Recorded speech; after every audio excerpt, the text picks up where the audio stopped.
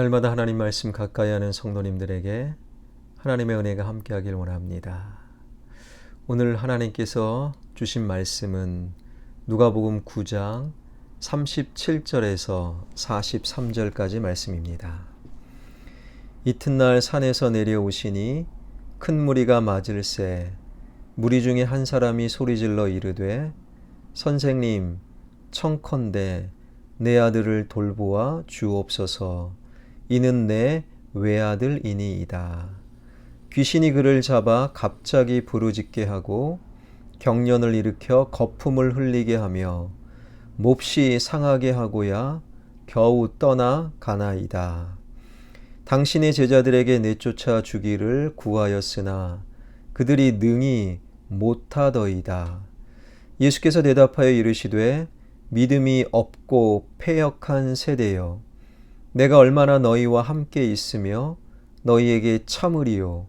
내 아들을 이리로 데리고 오라 하시니 올 때에 귀신이 그를 거꾸러뜨리고 심한 경련을 일으키게 하는지라. 예수께서 더러운 귀신을 꾸짖으시고 아이를 낫게 하사 그 아이에게 도로 주시니 사람들이 다 하나님의 위엄에 놀라니라. 아멘. 설 명절 잘 보내셨지요? 설 명절 좋은 일이든 안 좋은 일이든 하나님 안에서 좋은 일은 더 좋은 일로 연결되게 하여 주시고, 안 좋은 일은 하나님 안에서 잊어버리는 용서의 은혜가 임하길 원합니다. 오늘 본문 읽었던 본문의 말씀은요, 바로 앞의 사건에 흔히 말하는 변화산 사건 이후에 있었던 일이에요. 그러니까 예수님께서 세 명의 제자 베드로, 야고보, 요한을 데리고 산에 오르셨죠. 그 산에서 예수님의 모습이 변하는 놀라운 영적 경험을 하게 됩니다. 그것이 바로 변화산 사건이라는 거예요. 그 변화산 사건 이후 예수님은 세 명의 제자들과 내려오실 때 하늘문이 열리지요.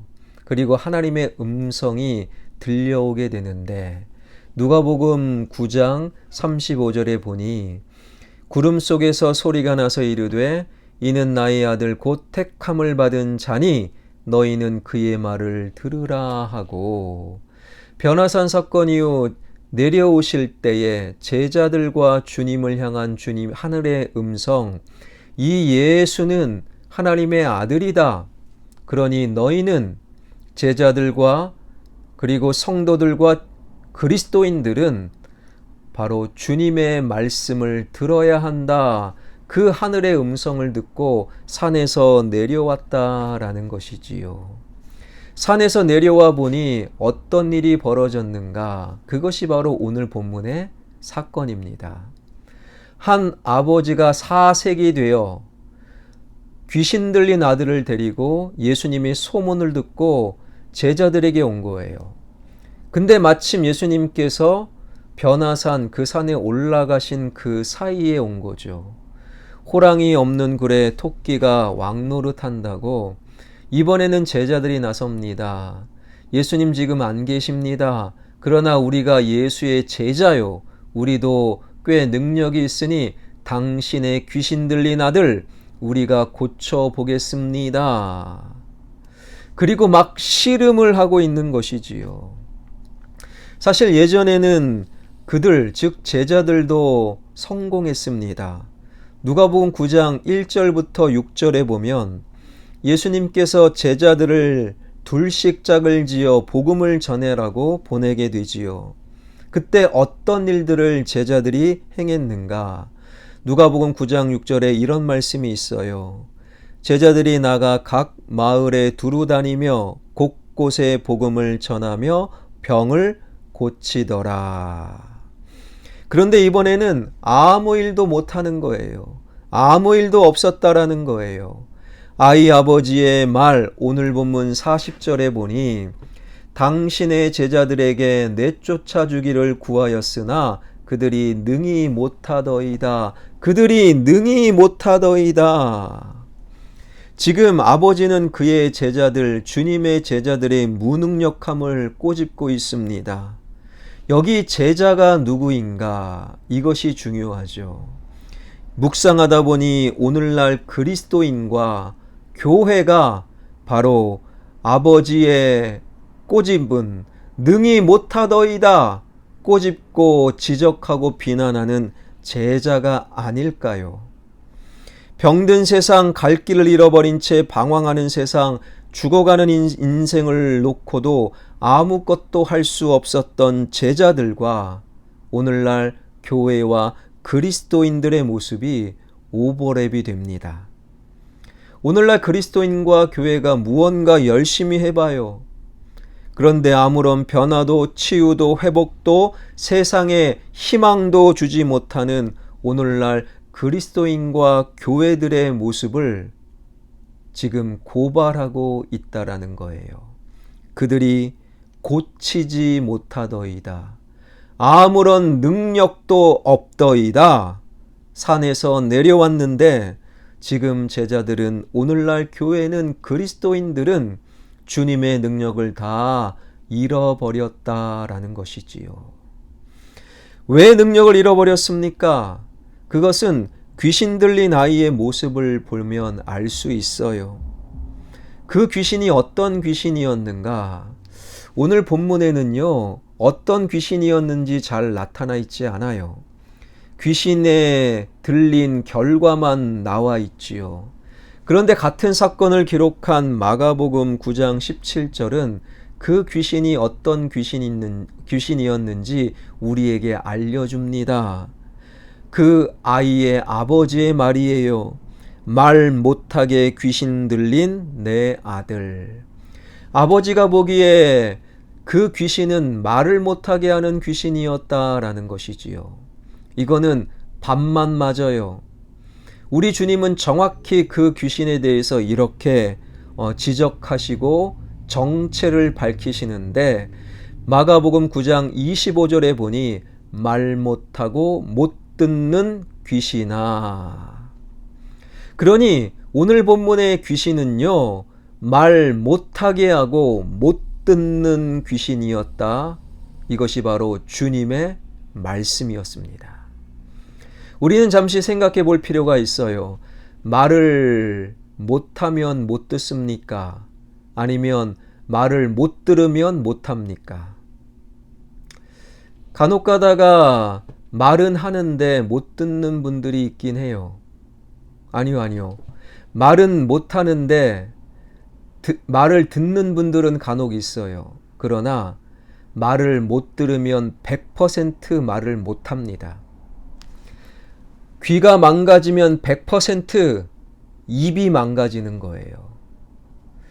그래서 말을 못 들으면 100% 말을 못한다.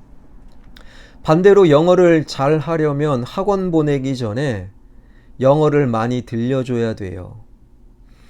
왜 미국 사람들이 영어를 잘할까요?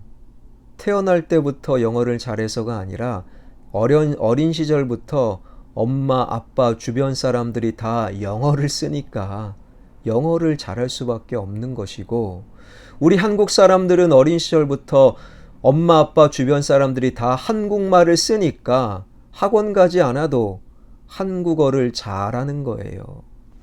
그러니까 말을 못 들으면 못하고 말을 잘 들으면 말을 잘하게 되어 있는 거예요. 그러니 오늘 본문의 귀신의 정체는 말을 못 듣게 하는 귀신이었다. 그 결과 39절에 귀신이 그를 잡아 갑자기 부르짖게 하고 경련을 일으켜 거품을 흘리게 하며 몹시 상하게 하고야 겨우 떠나가니라. 이 모든 비정상적인 행동은 결국에 듣지 못한 결과였습니다. 자, 여기서 하나님의 말씀이 생각나야 하는데, 변화산에서 내려오실 때 예수님과 제자들 베드로, 야고보, 요한이 들었던 하늘의 음성이 무엇입니까? 이 예수는 하나님의 아들, 하나님의 택한 받은 자니 너희는 이 예수님의 말씀을 들어야 한다. 사탄과 그의 졸개 귀신은요, 아이로 대표되는 세상을 향해 주님의 말씀을 못 듣게 합니다. 이것은 에덴 동산에서부터 출발된 사탄의 정체예요. 이것이 바로 사탄의 정체요 사명인데, 왜요? 말씀을 듣는 자들에게는 말씀의 능력이 있기 때문이에요. 세상이 두 조각 나도 흔들림 없는 하나님의 말씀을 듣는 자, 결코 흔들리지 않는 말씀의 능력이 말씀을 듣는 자들에게 임하고, 말씀을 잘 들을 때 우리의 말이 능력의 말이 될 수밖에 없는 거예요. 여러분, 사탄이 제일 신경 쓰는 것, 어떻게 해서든 하나님 말씀 못 듣게 하자. 왜 우리가 바쁜가요? 왜 우리가 주일 예배 드리기 싫나요? 왜 누군가가 미워지나요? 왜 말씀으로부터 점점 멀어지는 시대가 되었나요? 하나님의 말씀을 듣지 못하게 하는 사단의 속임수가 그곳에 숨어 있음을 우리는 발견할 수 있어야 합니다. 그 결과 우리는 그리스도의 인의 능력을 다 잃어버리고 오늘을 그냥 살아가고 있어요.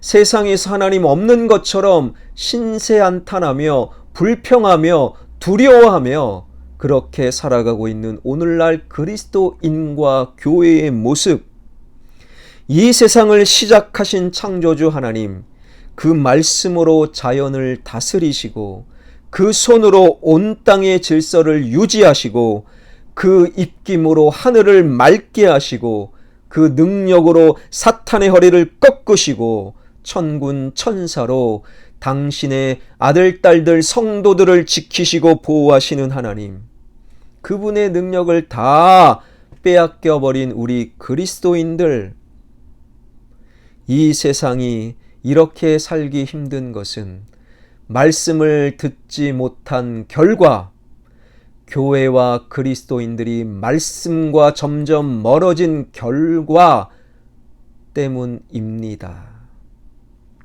사랑하는 성도 여러분, 말씀을 듣지 못하여 복음의 능력을 다 잃어버린 그리스도인들과 교회, 그리고 비웃고 있는 세상, 이러한 세상 속에서 말씀을 들을 수 있길 바랍니다. 말씀과 어떻게 되든 가까워지길 원합니다. 그 말씀으로 내 삶을 채우고 말씀의 능력으로 오늘을 살아가는, 그렇게 될 수만 있다면 말씀을 통해, 저와 여러분을 통해, 교회와 그리스도인들을 통해 세상은 희망을 노래하게 될 것입니다. 이 말씀 붙들고 말씀을 듣고 말씀의 능력 가운데 거하는 저와 여러분, 우리 모두가 되길 주님의 이름으로 축원합니다. 기도하겠습니다. 살아계신 하나님, 설 명절 이후 또다시 말씀을 듣게 하신 하나님 감사드립니다. 설 명절 기간 동안에 좋은 일이 있었다면 그 좋은 일이 더 좋은 일의 밑거름이 되게 하여 주시고, 혹 속상한 일, 안 좋은 일이 있다면 하나님께서 풀어주시고 용서하게 하여 주시고 잊어버리는 은총을 우리에게 허락하여 주옵소서.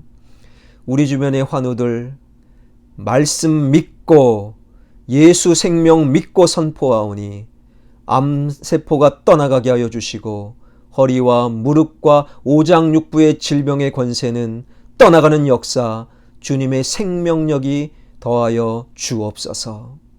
살아계신 하나님, 코로나19와 가로택 정비사업 주님 손에 맡겨드리오니 하나님의 은혜로 가장 좋은 길로 인도하여 주시되, 특별히 코로나19 속에서 하나님을 발견하는 이 세상 되게 하여 주옵소서.